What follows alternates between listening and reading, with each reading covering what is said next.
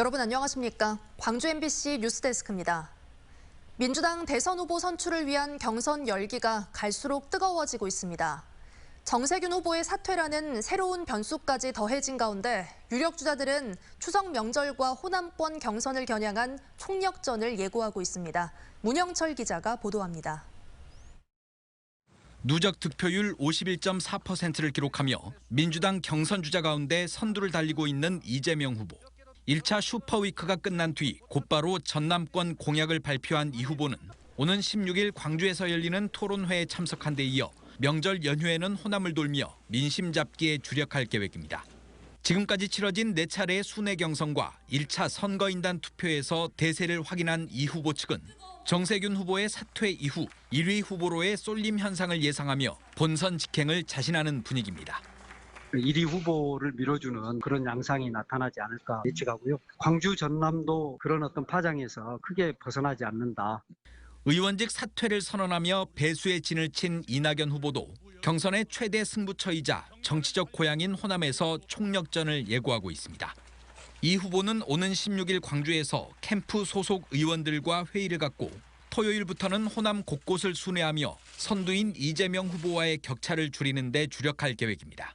1차 국민선거인단 투표에서 처음으로 30%대 득표율을 얻으며 추격의 발판을 마련한 이 후보 측은 호남의 전략적 선택에 기대를 걸며 결선 투표의 가능성을 저울질하고 있습니다. 언제나 그리고 이런 큰 선거에서는 되는 사람보다는 돼야 할 사람에 대한 선택을 해주셨고 그 흐름이 전국의 흐름을 또 바꿔나갔기 때문에 집권 여당의 대선 후보 자리를 두고 벌이는 치열한 경쟁 속에 두 후보의 부인인 김혜경, 김숙희 여사도 이르면 이번 주 전남을 찾아 민심 잡기에 힘을 보탤 예정입니다. MBC 뉴스 문형철입니다. 더불어민주당의 대선 주자들이 호남권 순회 경선을 앞두고 공약 대결을 펼치고 있습니다. 이낙연 후보의 국회의원직 사퇴 선언과 정세균 전 총리의 경선 포기 선언 등으로 공약은 상대적으로 주목을 덜 받았는데요. 무엇이 같고 무엇이 다른지 비교해봤습니다. 윤근수 기자의 보도입니다. 표현은 조금씩 다르지만 광주는 인공지능의 중심, 전남은 에너지 신산업의 중심으로 육성하겠다는 구상은 후보들이 공통적으로 내놓은 공약입니다. 달빛 내리철도 조기 완공이나 우주산업 육성 등도 공통 공약에 속합니다. 그중에서도 이재명 후보는 에너지 전환, 디지털 전환 등 대전환에 방점을 찍었고 햇빛 연금 같은 새로운 제도 도입도 약속했습니다. 재생에너지 개발 과정에 지역 주민의 참여를 확대해서 재생에너지 주민 소득형 모델인 햇빛연금, 바람연금 제도를 만들겠습니다. 이낙연 후보는 광역 경제권인 광주 전남 메가시티 전략 중의 하나로 광역 교통망을 확실하게 구축하겠다고 공약했습니다. 목포 부산 간 KTX, 흑산 공항, 나주 광주 광역철도, 호남 고속철도 2단계, 광주와 혁신도시 고성 순천을 잇는 경전선을 서두르겠습니다. 광주 군공항 문제 해결도 후보들의 공통 공약에 속하지만 김두관 후보는 군공항 부지에 그린 스마트 시티를 조성하겠다는 공약을 더했습니다. 조속한 군공항 이전과 효과적인 부지 활용을 위해 특별법을 제정하겠습니다. AI 등 최고 수준의 융복합 기술이 구현되는 친환경 도시로 만들겠습니다. 박영진 후보는 바이오 헬스와 2차, 3차 전지, 미래차와 6G의 앞글자를 따서 만든 이른바 바이미6 산업을 광주 전남에서 육성하겠다고 했습니다. 추미애 후보는 2달 전 광주 전남 비전을 발표할 당시 헌법재판소 광주 이전을 약속한 바 있고 보다 다듬어진 공약을 조만간 발표할 예정입니다. MBC 뉴스 윤근수입니다. 광주 글로벌모터스가 양산하는 경영 SUV 캐스퍼에 대한 사전 예약이 시작됐습니다. 사전 예약은 온라인을 통해 진행되는데 한때 홈페이지가 마비될 정도로 시민들의 관심을 끌고 있습니다. 보도에 송정근 기자입니다. 커다랗고 동그란 LED 등이 한눈에 들어옵니다. 볼륨감이 돋보이는 차량 바퀴 덮개와 높은 지상고는 차량의 역동성을 강조합니다. 광주 글로벌모터스가 양산체제에 돌입하는 현대차 캐스퍼의 모습입니다. 현대차가 처음으로 선보이는 경영 SUV 캐스퍼는 개성을 살린 디자인과 편의 사양을 탑재해 기존의 경차보다 뛰어난 성능을 자랑하고 있습니다. 전장은 3.6m로 동급 경차인 마티즈 스파크와 같은 크기지만 트렁크 적재 공간은 최대 301리터까지 확장됩니다. 또 앞뒤 좌석을 모두 접으면 성인이 누울 수 있을 만큼의 공간이 확보돼 차박도 가능해집니다. 여기에 에어백을 7개나 탑재했고 전방 충돌 방지 장치와 차선 이탈 방지 장치도 기본으로 적용했습니다. 캐스퍼는 이제 그 차박이 가능한 차고요. 그다음에 그 최첨단 그 사양들이 많이 들어가 있습니다. 예를 들면 그 제네시스나 있는 구급 사양에 들어있는 뭐 차선 이탈 방지라든가. 캐스퍼는 디자인이 귀엽다고 평가되면서 젊은이들을 중심으로 인기를 얻고 있습니다. 실제로 현대차는 온라인을 통해 캐스퍼 예약을 진행하고 있는데 한때 홈페이지가 마비될 정도로 많은 관심을 끌고 있습니다. 문재인 대통령도 퇴임 후 개인적으로 탑승하기 위해 인터넷 사이트를 통해 직접 예약했다고 청와대는 밝히기도 했습니다. 광주형 일자리의 첫 적용 모델인 광주 글로벌 모터스가 양산을 시작하는 캐스퍼. 노사상생과 지역 일자리 창출이라는 실험이 성공할 수 있을지 관심이 모아지고 있는 가운데 역사적인 첫발이 시작됐습니다. MBC 뉴스 송정근입니다.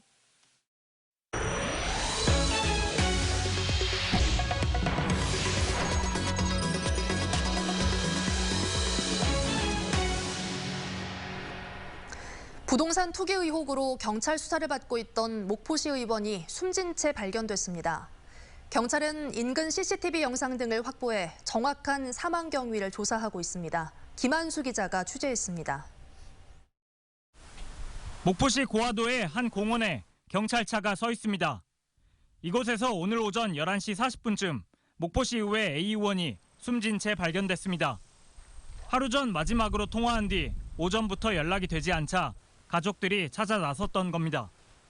시의원은 전날 밤 인근 모텔에서 홀로 머물렀던 것으로 전해졌습니다.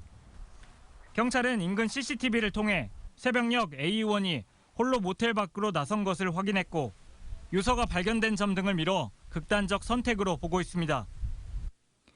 목포시의회 다선 의원인 A 의원은 최근 부동산 투기 의혹과 관련해 자택 압수수색 등 경찰 수사를 받아왔습니다. 지난 2016년부터 고화도 관광단지 개발 사업 정보를 미리 입수해 가족과 지인 명의 등으로 인근 부동산을 미리 사들였다는 의혹입니다. 본인은 만약에 사망이 공식 확인되면 본인은 공소권이 없죠. 관련 수사를 맡은 전남경찰청은 A씨 의원 주변인에 대한 수사는 이어나갈 방침입니다. MBC 뉴스 김한수입니다. 지난 2018년 우리 법원이 일제 강제징용 피해자와 유족에게 위자료를 지급하라고 판결했는데도 미쓰비시중공업은 이를 따르지 않고 있습니다. 미쓰비시는 자산을 압류하기로 한 결정에 불복해 대법원에 재항고했는데요. 최근 미쓰비시중공업의 국내 자산을 압류하는 데 문제가 없다는 대법원 결정이 나왔습니다. 우종훈 기자가 취재했습니다. 13살의 일본 나고야에 끌려가 강제 노동을 하고 해방을 맞은 지 73년이 됐던 지난 2018년. 대법원은 근로정신대 할머니의 피해를 최종적으로 인정하며 미쓰비시 중공업에 위자료를 지급하라고 판결했습니다. 우리 이모는 도저히 어쩌다 없어서 아주 고통을 받고 고통 중에 우리 모든 선생님들이 덕분으로 이렇게 뜻이 이루어주신 거 정말로 감사합니다. 이로부터 3년이 다 되도록 미쓰비시 중공업은 국내 자산 압류에 대한 대법원 판결에 거듭 불복했습니다. 그러던 지난 10일 대법원은 미쓰비시 중공업이 낸 상표권, 특허권 압류 명령 재항고를 기각했습니다.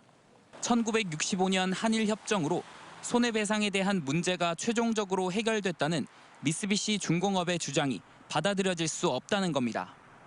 시민단체는 대법원 결정을 반기면서도 판결에 불복하고 있는 미쓰비시 중공업을 규탄했습니다. 사법적 판단을 따르지 않는 미쓰비시 중공업과 외교적 압박만 일삼는 일본 정부가 즉각 사죄와 배상에 나서야 한다는 겁니다. 발목 잡기하고 떼쓰기하고 시간 끌기를 했던 미쓰비시의 주장이 얼마나 그 설득력 없는지를 다시 한번 확인시켜 준 것이라고 보여집니다.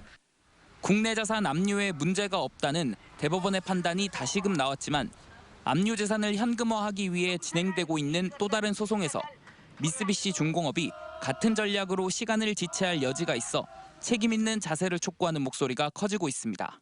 MBC 뉴스 우종훈입니다. 광주에서 코로나19 확산세가 좀처럼 꺾이지 않고 있습니다. 광주시에 따르면 오늘 오후 6시 기준으로 외국인 고용사업장 관련 6명과 광산구 물류센터 관련 2명 등 24명의 확진자가 발생했습니다. 또 지난달 8일 확진 판정을 받고 치료 중이던 외국인 확진자가 어제 오후 사망해 광주 지역의 사망자는 28명으로 늘었습니다. 붕괴 참사가 발생한 광주 학동 재개발 사업 업체 선정 과정에 부당하게 관여한 혐의를 받는 문흥식 전 5.18 구속 부상자 회장이 구속됐습니다. 광주지법 영장 전담 형사 2단독은 변호사법 위반 혐의를 받는 문 씨에 대해 도주와 증거인멸 우려를 이유로 구속영장을 발부했습니다. 공범 A 씨와 재개발 사업 관련 업체로부터 7억여 원을 받은 혐의 등을 받는 문 씨는 영장 실질 심사에는 불출석했습니다. 유족과 시민단체로 이뤄진 학동 참사 시민대책위원회가 광주 내 현대산업개발의 다른 사업장을 방문해 진정한 피해 회복을 촉구했습니다. 학동 참사 시민대책위는 오늘 현대산업개발이 시공 중인 광주 동구 계림 2지구 현장을 방문해 현대산업개발이 금전적 보상만으로 책임을 다하려 한다며 진정한 사과 등 행동에 나서라고 요구했습니다. 이와 함께 대책위는 광주 동구 관계자, 계림 2지구 지역 주민과 공사에 따른 주변 피해 상황을 점검했습니다. 오늘 오전 11시 59분쯤 광주 광산구 오선동의 한 차량 도장 공장에서 불이 나 관할 지역 소방력을 모두 투입하는 화재 대응 1단계가 발령돼 1시간 20여 분 만에 완전히 꺼졌습니다. 이 불로 인명피해는 없었지만 공장 직원 등 50여 명이 긴급 대피했습니다. 소방당국은 3층 높이 공장 건물 2층에서 작업 중에 불이 난 것으로 보고 정확한 원인을 조사하고 있습니다. 한국농수산식품유통공사가 먹거리의 생산과 유통, 소비 전 과정에서 온실가스 배출량을 줄이자는 취지의 범국민 캠페인에 나섭니다. 농수산식품유통공사는 오늘 서울 AT센터에서 코리아 그린푸드데이 선포식을 열고 저탄소 친환경 인증을 받은 농산물 사용과 로컬푸드 애용, 잔반 없는 식사 등의 실천 방안을 제시했습니다. AT는 이번 선포식을 시작으로 지자체와 교육청 등 공공기관을 대상으로 그린푸드데이 캠페인을 지속적으로 확산시킬 계획입니다. 옛 광주 전남 중소벤처기업청에 AI 스타트업 캠프가 문을 열었습니다. 중기청 구청사를 리모델링한 인공지능 스타트업 캠프는 창업자와 투자자, 창업지원기관 등이 개방형 공간으로 구성됐습니다. 개소식에 참석한 권칠승 중소벤처기업부 장관은 인공지능 분야의 창업 투자 핵심 기관으로 거듭날 수 있도록 지원을 아끼지 않겠다고 밝혔습니다. 권 장관은 또 자율주행 특장차 실증 시험이 진행되고 있는 규제자유특구 현장을 방문해 양방향 관제센터 등 추진 현황을 점검했습니다. 전라남도 교육청이 특정인을 승진시키거나 누락시킬 목적으로 임의로 근무 성적을 변경해 승진 후보자 명부 순위를 조정했다가 감사원에 적발됐습니다.